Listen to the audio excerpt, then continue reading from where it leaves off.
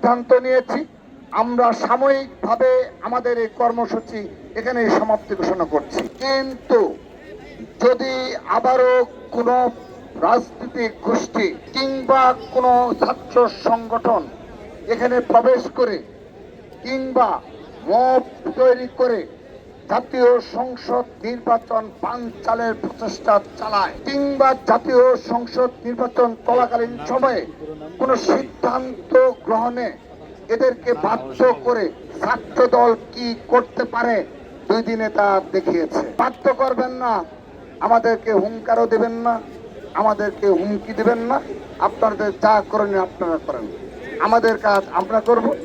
আমরা আগামী 22 জানুয়ারি থেকে সেই দীর্ঘ প্রতীক্ষিত পুরো বাংলাদেশের স্থিতিশীলতা এবং স্বাধীনতা সার্বভৌমত্ব রক্ষার যে নির্বাচন, সেই নির্বাচনে আগামী 22 জানুয়ারি থেকে বাংলাদেশ জাতীয় ছাত্র দল আনুষ্ঠানিকভাবে প্রচারণা শুরু করবে ইনশাআল্লাহ। একই সাথে আমরা সতর্ক এবং প্রস্তুত থাকবো সেই ষড়যন্ত্রকারীদের বিরুদ্ধে, যাদের কারণে আমাদের এই 2 দিন এখানে অবস্থান করতে হলো।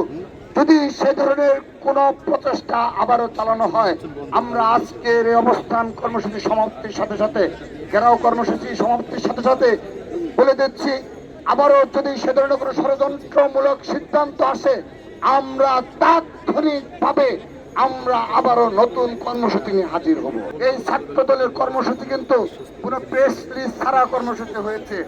স্মরণ করে দিচ্ছে, একদিনের নোটিশে কিন্তু ছাত্র দলের 2 দিনের কর্মসূচি পালন করতে পেরেছে।